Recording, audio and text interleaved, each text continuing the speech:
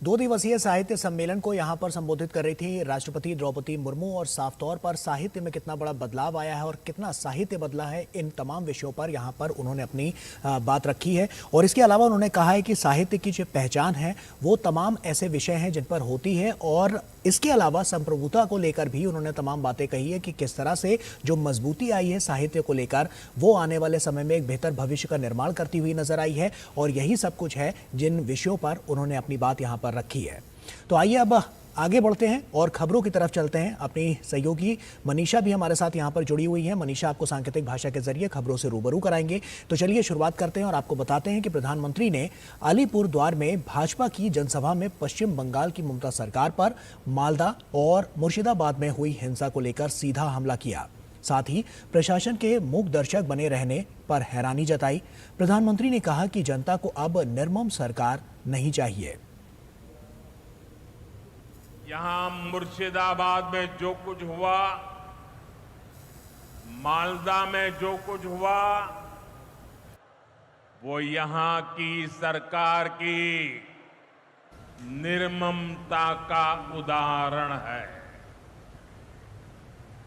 दंगों में गरीब माताओं बहनों की जीवन भर की पूंजी राख कर दी गई।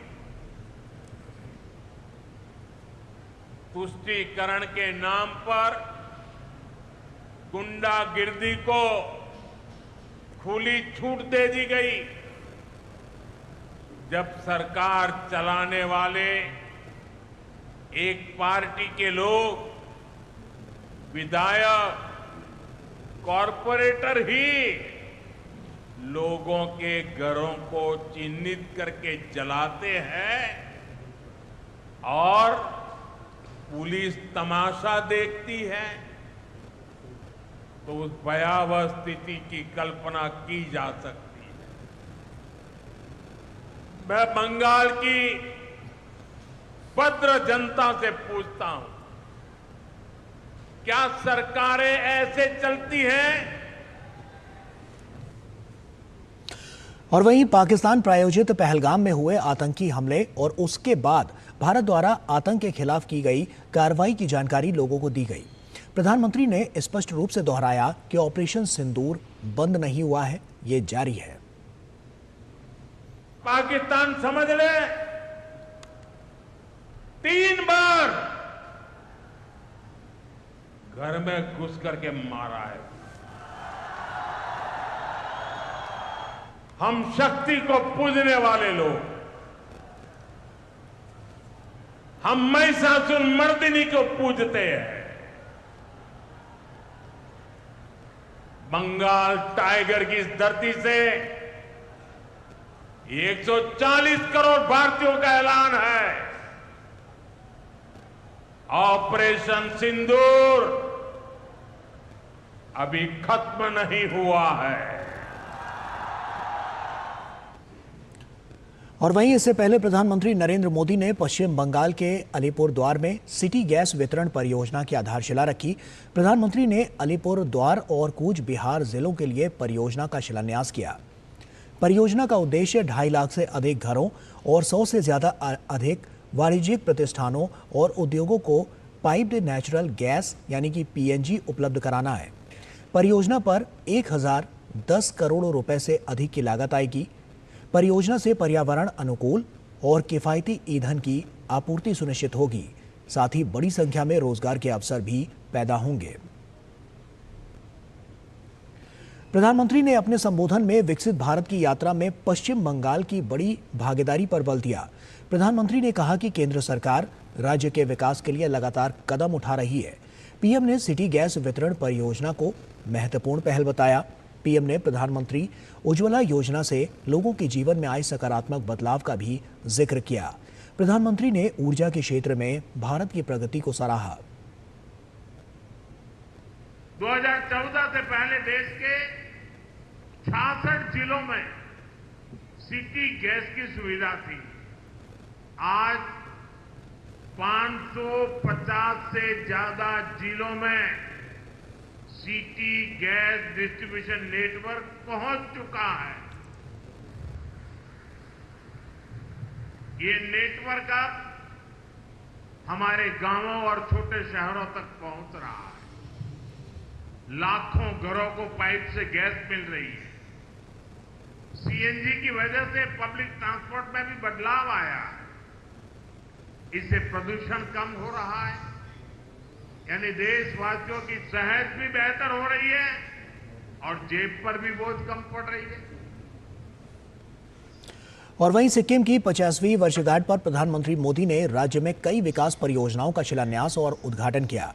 इन परियोजनाओं में नामची जिले में 750 करोड़ रुपए से अधिक की लागत से 500 बिस्तरों वाला नया जिला अस्पताल, ग्यालशिंग जिले के पेलिंग के सांगा चोलिंग में यात्री रोपवे, गंगटोक जिले के सांगखोला में अटल अमृत उद्यान में भारत रत्न अटल बिहारी वाजपेयी जी की प्रतिमा शामिल है।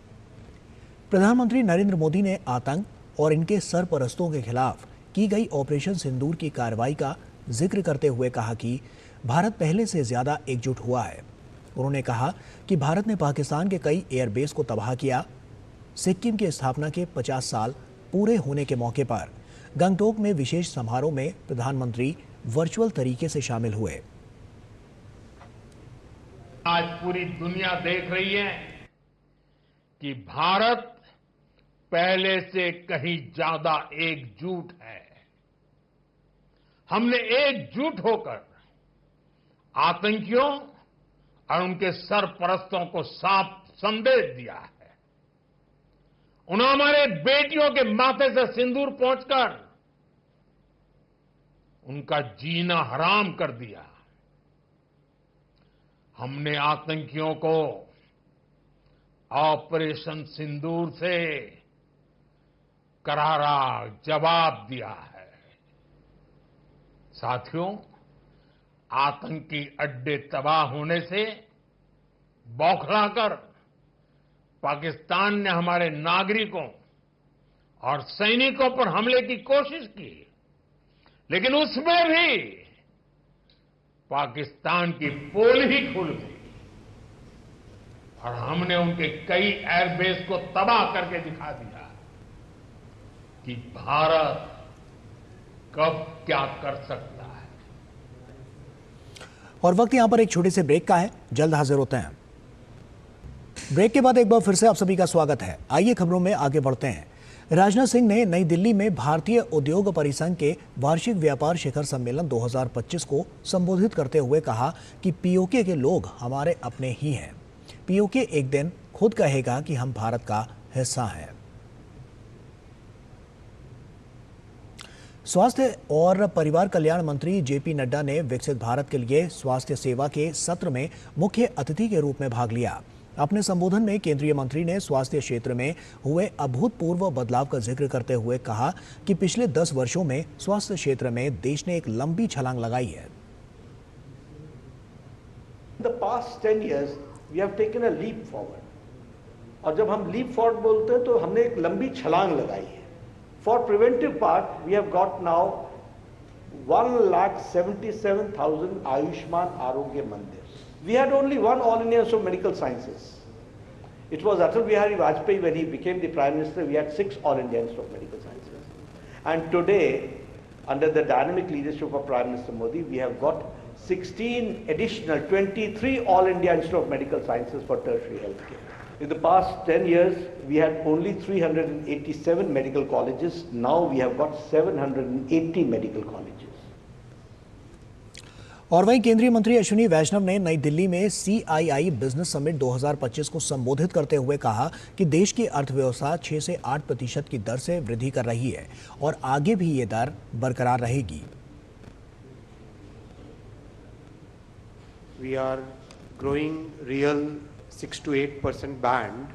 In that band we are growing real basis. We have moderate inflation. We are practically growing at a nominal growth rate of 10 to 13% के band में we are growing. And since this entire growth story is based on a very clearly thought through strategy, very clearly thought through process, this growth story is going to continue for a substantial period going forward. I can say that with 95% confidence interval, we will be growing at this pace for quite a few years from now. और वहीं देश की अर्थव्यवस्था में तकनीक की भूमिका और तकनीक के विकास को रेखांकित करते हुए उन्होंने कहा कि प्रधानमंत्री नरेंद्र मोदी के विजन के अनुरूप डिजिटल इंडिया मिशन के तहत कई ऐसे साधन विकसित किए गए हैं जिनसे लोगों की जिंदगी बदल गई। We started using technology as a part of Prime Minister's Digital India mission, and one by one we developed artifacts and systems which is today collectively called as the DPI, Digital Public Infrastructure. और उस DPI का देश में दुनिया में सब जगह नाम हुआ। भारत का जो पेमेंट सिस्टम है UPI, which is part of the Digital Public Infrastructure, उसको जापान में पेटेंट मिला। अब दुनिया की कम से कम 13 देश ऐसे हैं which have either adopted or are in the process of adopting, and there are many other countries which are using this concept to develop their own payment systems. More or less, that is one major success which has transformed the people's lives on the one hand and given us a global recognition on the other hand. We use that success to develop many financial services, whether it is micro-insurance, microcredit, whether it is digital credit, all kinds of solutions we are able to. Today, we feel very comfortable using technology in our country. Even a small shopkeeper would like to use it. और इसी के साथ फिलहाल इस bulletin में इतना ही। दीजिए इजाजत, नमस्कार।